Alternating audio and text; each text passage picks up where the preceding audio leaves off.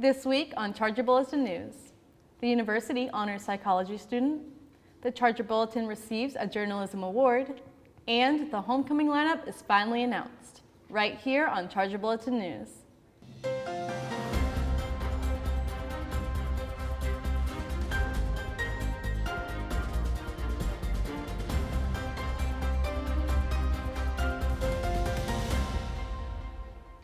Hello and welcome to Charger Bulletin News. I'm Sadie Frazier-Reed. And I'm Shauna Etheridge. We're here to give you the latest news on campus. Let's get to this week's stories. On Thursday, the university held a ceremony in honor of Justine Bernard. She was a psychology major from the class of 2023 who passed away over the summer break after sustaining injuries from a shooting in Atlanta. Family and friends gathered in the Bucknell Theater to celebrate her life on her birthday. Members of the university community gave speeches reflecting on her life, legacy, and dedication to her community. She is remembered as bright, motivated, and always willing to help others. We continue to send our condolences to Justine's family and friends during this time. The university continues its green status streak as cases decline. Here are the numbers. As of September 19th, the number of positive cases increased to 5, with 4 cases from off-campus and commuter students. Only individuals who are unvaccinated or partially vaccinated are required to participate in weekly COVID-19 testing. Faculty cases still remain at 0. Compared to last week, the number of students tested decreased by 36. The COVID task force reminds all students, faculty, and staff to wear a mask, wash hands often, and maintain social distancing while on campus. We would like to congratulate the Charger Bulletin newspaper for receiving a first-place honor in the American Scholastic Press Association's Scholastic Newspaper Awards. The students are recognized for tirelessly covering campus news throughout the pandemic. The judges stated, "Your ability to keep your publication alive and printing during a pandemic is a testament to your dedication and devotion to your publication, school, and community, and to each other." Pulitzer Prize-winning journalist and advisor of the Charger Bulletin, Susan Campbell, praised students for never skipping a beat. Congratulations, guys. You can find their award-winning articles in the Charger Bulletin newspaper, available both online and on campus.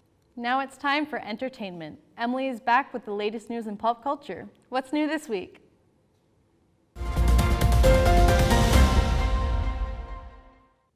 Thanks, Sadie. On Saturday, Netflix held their first ever global fan event. The 3-hour virtual event was jam-packed with first looks, trailers, clips, and appearances from creators and stars from Netflix. Teasers and trailers included The Witcher, Army of Thieves, Arcane, Extraction 2, The Sandman, Bridgerton, Ozark Season 4, Stranger Things Season 4, Red Notice, and Colin in Black and White. Other announcements included Sex Education being renewed for Season 4, Tiger King 2 release date for November 17th, Big Mouth Season 5 poster, and Millie Bobby Brown announced Enola Holmes 2. Sunday was The Last of Us Day, and to celebrate, HBO shared the first image from The Last of Us series starring Pedro Pascal, who's playing Joel, and Bella Ramsey, who's playing Ellie. While we don't see their faces, the first look gives fans a glimpse at how the characters are being adapted for the live-action series. The Last of Us will premiere sometime in late 2022 on HBO and HBO Max. After 18 months, Broadway is back with the 74th Annual Tony Awards. The event was hosted by Hamilton star Leslie Odom Jr. as he introduced many performances and awards. Moulin Rouge swept the musical category, winning 10 Tonys, including Best Musical. Slave Play was nominated for 12 awards, but lost in every category. And at the age of 90, Lois Smith became the oldest performer to win an acting award for her role in The Inheritance. The Inheritance went on to win Best Play as playwright Matthew Lopez accepted this award. In his speech, he highlights the need for representation in the entertainment industry.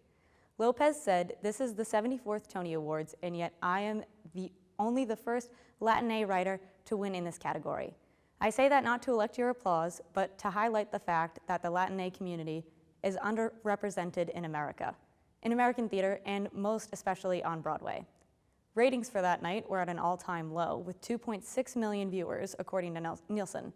Viewership went down 51% from the 73rd Tony Awards back in 2019. I'm Emily, and that's entertainment. Back to you guys.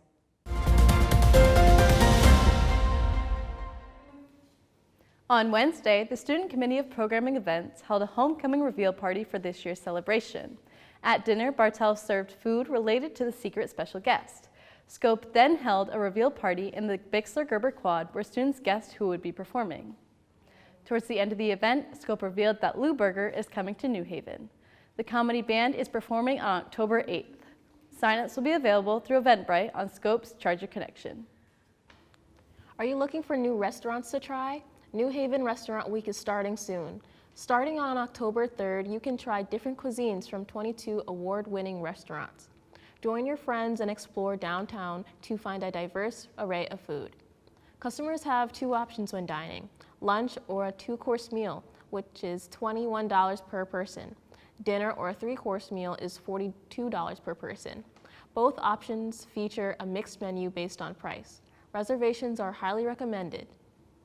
Restaurant Week runs from October 3rd to October 16th. Let's head over to Joe with Charger Sports. What's going on this week?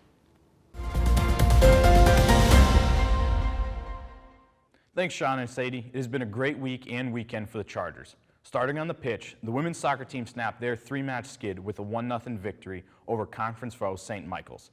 Vicky Fleming found the back of the net in the 81st minute to secure the victory for the Chargers and bring them back to 500 on the year. The team returns to action when they continue conference play, traveling to New York to face off against Pace on Wednesday, with kickoff slated for 7 p.m.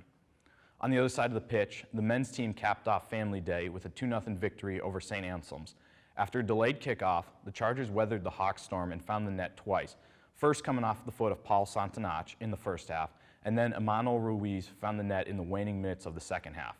Chargers returned to the pitch Tuesday when they traveled to New York to face off against the Golden Knights from the College of St. Rose with kickoff at 4 p.m. On the hardwood, the volleyball team is coming off their 3rd straight victory, sweeping the College of St. Rose in 3 sets. Macy Brown set the pace with 12 kills as the Chargers improved to 8-5 overall and 2-0 in the Northeast 10. The Chargers return to the hardwood Tuesday when they host Bridgeport with first service coming at 7 p.m. Field hockey continued their stretch of playing ranked opponents when they hosted 10th-ranked Bloomsburg Sunday. Chargers held their own and forced overtime against the Huskies, but came up just short, losing 1-0 in overtime.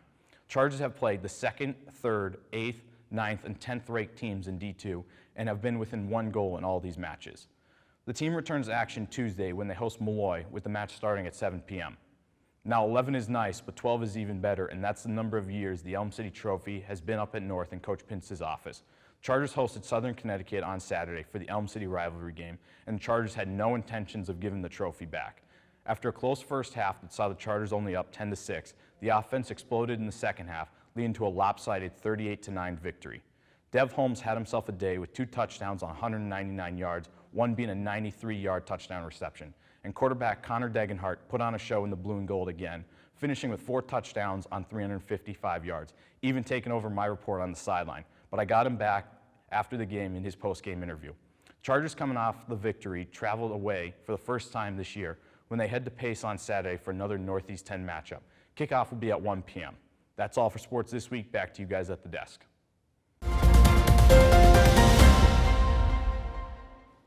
The Art and Design Department is proud to present their new exhibition. The exhibit features artwork by the university's faculty. All are welcome to view the exhibit in the Seton Gallery in Dodds Hall. Masks are required and the gallery's capacity is 24 people. Make sure you are prepared to share your co-verified status. Visitors from outside the campus community are required to show proof of vaccination or a negative test result within 72 hours. Visitors must also provide contact details in case contact tracing becomes necessary. The exhibit will remain on display through October 19th. Have you been looking for a place to hang out with your friends on campus? You're in luck. Charlie's Hangout is finally reopening. The Burgamy Game Room, located in Burgamy Hall, has officially been renamed Charlie's Hangout. Bring your friends for a game of ping pong, air hockey, foosball, pool, video games, board games, and more. Attend the grand reopening on Friday, October 1st from 10 a.m. to 2 p.m. for a chance to win prizes and giveaways. Please remember that masks must be worn at all times inside the game room, and a maximum of 25 guests are allowed at this time. This will be strictly enforced by the game room staff. Well, that's all the time we have this week. You can check out the latest edition of Charger Bulletin newspaper on chargerbulletin.com. Stay up to date by following us on social media at Charger Bulletin. Thanks for tuning in. I'm Sadie Frazier-Reed. And I'm Shauna Etheridge. We'll see you next time on Charger Bulletin News.